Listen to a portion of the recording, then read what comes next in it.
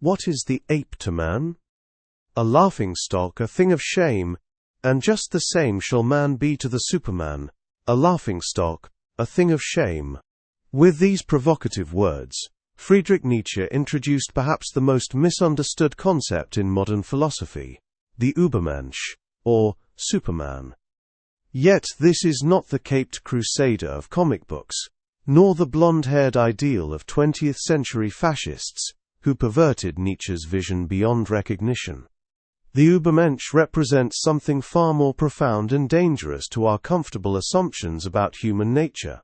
It is the call for humanity to become the artist of its own existence, to create meaning in a universe that offers none ready-made. To understand what Nietzsche meant by the Übermensch, we must first grasp the philosophical catastrophe he believed had befallen Western civilization. God is dead, he declared, not as an atheistic celebration, but as a diagnosis of cultural crisis. The traditional foundations of moral authority, Christianity, absolute truth, and eternal values, had crumbled under the weight of scientific materialism and rational inquiry. Yet most people, Nietzsche observed, continued to live as if these foundations remained intact, creating what he called the last man. Comfortable, risk-averse, seeking only pleasure and avoiding pain, content with mediocrity, and unwilling to create new values. In Nietzsche's vision, the last man represents humanity at its most diminished. We have discovered happiness, say the last men, and they blink. This blinking gesture symbolizes their shallow contentment, their inability to see beyond immediate gratification to the possibility of human greatness. The Übermensch emerges as Nietzsche's answer to this existential void. But what exactly is this figure? The German word itself resists easy translation. Overman, Superman, Beyond Man, each captures different aspects of Nietzsche's complex vision. The Übermensch is not a biological evolution, but a psychological and spiritual transformation. It represents the human being who has transcended the traditional concepts of good and evil, who creates values rather than inheriting them, and who embraces life fully, despite, or perhaps because of, its inherent suffering and perceived meaninglessness. Man is something that shall be overcome. Nietzsche wrote in Thus Spoke Zarathustra, "What have you done to overcome him?" This overcoming involves what Nietzsche called the revaluation of all values. The Übermensch does not simply reject traditional morality out of rebelliousness or nihilism. Instead, this figure recognizes that all values are human creations, and takes responsibility for creating new ones, suited to life affirmation rather than life denial. Consider Nietzsche's famous example of master morality versus slave morality. Traditional Christian morality, he argued, emerged from the resentment of the weak against the strong. It praised humility, self-sacrifice and other worldly aspirations while condemning earthly strength, pride and material achievements. The Übermensch transcends this dichotomy entirely, creating values that celebrate human potential, while acknowledging the tragic nature of existence. This is not about becoming callous or cruel. It is about becoming fully human, in a way that previous moral systems have prevented. The path to becoming Übermensch requires what Nietzsche termed self-overcoming, a continuous process of growth, challenge and transformation. You must be ready to burn yourself in your own flame. How could you rise anew if you have not first become ashes? This metaphor of self-immolation and renewal encapsulates the fundamental challenge of Nietzsche's vision. The Übermensch must repeatedly destroy their own comfortable assumptions, their inherited beliefs, their very identity, to create themselves anew. This is not a one-time transformation, but a lifelong discipline of becoming. The great individuals of history, such as artists, philosophers, and innovators, who dared to create new possibilities for human expression, serve as partial models. However, Nietzsche insisted that the true Übermensch remained a future possibility, rather than a historical reality. Central to this self-creation is the doctrine of eternal recurrence, perhaps Nietzsche's most challenging philosophical concept. What if some day or night a demon were to steal after you in your loneliest loneliness and say to you, "This life as you now live it and have lived it, you will have to live again and innumerable times more. There will be nothing new in it, but every pain and every joy and every thought and sigh must come back to you, all in the same succession and sequence. Even this spider and this moonlight between the trees, and even this moment and I myself. The eternal hourglass of existence is turned upside down again and again, and you with it, speck of dust." This thought experiment serves as the ultimate test of life affirmation. Could you embrace your existence so completely that you would will it to repeat eternally, exactly as it has been? The Übermensch, according to Nietzsche, would answer, yes, not because their life lacks suffering, but because they have created meaning sufficient to justify even the darkest moments. The misappropriation of Nietzsche's concept of the Übermensch by 20th-century totalitarian movements represents one of philosophy's greatest tragedies. The Nazis seized upon superficial readings of Nietzsche's work, particularly his criticism of Christian morality and his praise of strength and power, while ignoring his fundamental individualism and his condemnation of nationalism, anti-Semitism and mass movements. Nietzsche's concept of power was not about political domination but rather self-mastery. His critique of weakness was not directed at the physically or economically disadvantaged, but rather at spiritual mediocrity.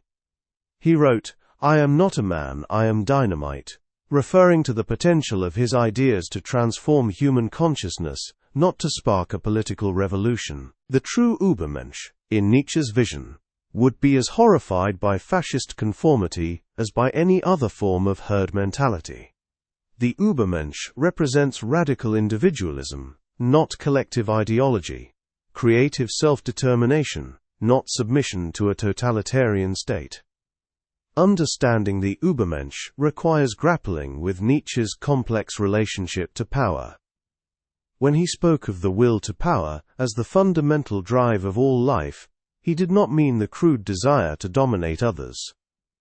Instead, he meant the internal drive to grow, to expand one's capabilities, to overcome obstacles, to create and shape reality according to one's vision.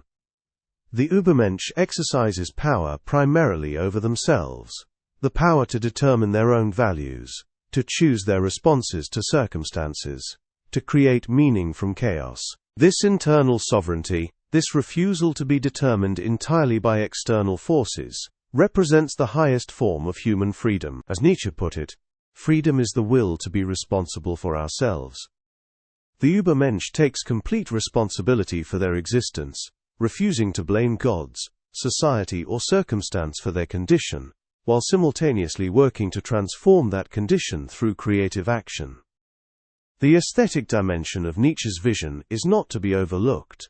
He frequently described the Übermensch in artistic terms, as one who makes their life into a work of art. Only as an aesthetic phenomenon is existence and the world eternally justified, he wrote in The Birth of Tragedy. This does not mean living superficially or merely for beauty's sake, but rather approaching one's existence with the same creativity, intentionality and commitment to form that a great artist brings to their masterpiece. The Übermensch shapes their character, composes their responses to life's challenges, and creates meaning through the deliberate act of living. This aesthetic approach to existence stands in stark contrast to both the random drift of the unreflective life and the rigid adherence to external rules that characterizes conventional morality. Yet Nietzsche's vision contains profound dangers, alongside its liberating potential. If individuals become their own legislators of value, what prevents the Übermensch from becoming a monster? Nietzsche acknowledged this risk but argued that the alternative, continued dependence on decaying traditional authorities, was worse. He placed his faith in what he called noble spirits, individuals whose very greatness would naturally express itself in life-affirming rather than destructive ways. The authentic Übermensch, he suggested, would be too creative, too full of their own power, to need to diminish others. Their values would naturally tend toward enhancing life, because they themselves embody life's highest possibilities. This may seem overly optimistic, even naive. Yet Nietzsche argued that only by taking this risk and allowing exceptional individuals the freedom to create new values, could humanity avoid stagnation and decline. The psychological insights embedded in Nietzsche's concept remain remarkably relevant to contemporary discussions of mental health, personal development, and human potential. Modern psychology has validated many of Nietzsche's observations about the sources of human suffering and growth. His emphasis on self-creation resonates with therapeutic approaches that focus on personal agency and the creation of meaning. His critique of resentment anticipates contemporary research on the destructive effects of chronic anger and victim mentality. His insistence on embracing rather than avoiding difficulty aligns with findings about post-traumatic growth and resilience. The Übermensch, stripped of its more grandiose philosophical trappings, might be understood as Nietzsche's vision of optimal human psychological functioning: creative, autonomous, life-affirming, and growth-oriented. In our current cultural moment, when traditional authorities continue to erode, and individuals face unprecedented freedom to choose their own paths, Nietzsche's insights take on new urgency. We live in what some philosophers call a post-metaphysical age, where grand narratives about ultimate meaning have lost their compelling power for many people. Social media and consumer culture often seem to foster the very last man mentality that Nietzsche warned against. The pursuit of comfort, validation, and immediate gratification, at the expense of more profound purposes. Yet the same technological and social changes that enable this diminished existence also create new possibilities for self-creation and value formation. The Internet enables individuals to discover communities aligned with their chosen values, create and share their own content, and build lives that would have been impossible in previous eras.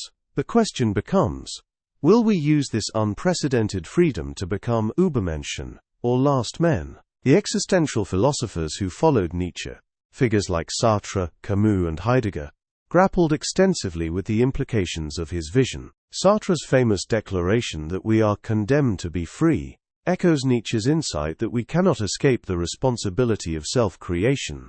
Camus' notion of the absurd hero, who continues to create meaning despite life's fundamental meaninglessness, bears a clear resemblance to the Übermensch.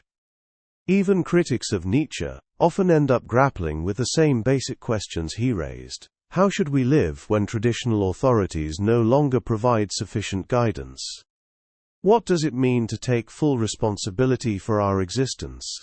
How do we create meaning without falling into either nihilism or false consolation? Contemporary psychology's emphasis on growth mindset, emotional intelligence, and self-actualization can be seen as secular translations of Nietzschean themes. The person who views challenges as opportunities for development rather than threats to avoid, who takes responsibility for their emotional responses while working to improve their circumstances, and who creates their own sense of purpose, rather than waiting for it to be provided. This person embodies aspects of the Übermensch ideal, albeit in more modest and practical terms than Nietzsche envisioned. The difference lies in degree and scope. Nietzsche called for nothing less than the transformation of human nature itself, while contemporary applications tend to focus on individual psychological health and effectiveness. The Übermensch concept also raises profound questions about equality and social responsibility that Nietzsche himself did not adequately address. If some individuals become Übermenschen while others remain trapped in conventional morality or descend into nihilism, what obligations do the former have toward the latter? Nietzsche's aristocratic tendencies led him to dismiss such concerns, but contemporary readers must grapple with the social implications of his individualistic vision. Can the pursuit of self-overcoming be reconciled with democratic values and social solidarity? Some philosophers have argued that the authentic Übermensch would naturally work for the elevation of others, that genuine greatness expresses itself through contribution to the common good. Others maintain that Nietzsche's vision is inherently elitist, and potentially dangerous in its implications. The environmental crisis, global inequality, and other collective challenges of our time force us to consider whether individual self-creation can be separated from social transformation. Perhaps the 21st century Übermensch must be one who creates values that address not only personal meaning, but also collective survival and flourishing. This would represent an evolution of Nietzsche's concept, rather than a betrayal of it. The application of his fundamental insights about value creation and self-overcoming to problems that transcend individual existence. The question becomes, what would it mean to become Übermensch in an age of global interconnection and ecological limits? As we stand at what may be another crucial juncture in human development, facing the challenges of artificial intelligence, climate change, and rapid social transformation, Nietzsche's call for self-creation assumes new significance. Will we allow ourselves to be shaped entirely by these external forces, or will we actively participate in determining what humanity becomes? The Übermensch, properly understood, is not a fixed destination but a direction of movement, a commitment to growth, creativity, and value creation in the face of uncertainty. It represents the refusal to be merely a product of our circumstances, and the embrace of our capacity to shape both ourselves and our world. Become who you are, Nietzsche urged, not by discovering some pre-existing essence, but by creating it through our choices, actions, and commitments. In a universe that provides no ready-made meaning, this may be both our greatest burden and our highest calling. The question that remains is whether we have the courage to pick up the chisel and begin the work of sculpting ourselves into something worthy of the magnificent and terrible gift of consciousness. The Übermensch awaits not as a distant ideal but as a present possibility, demanding nothing less than that we become the authors of our own existence and the creators of values adequate to life itself.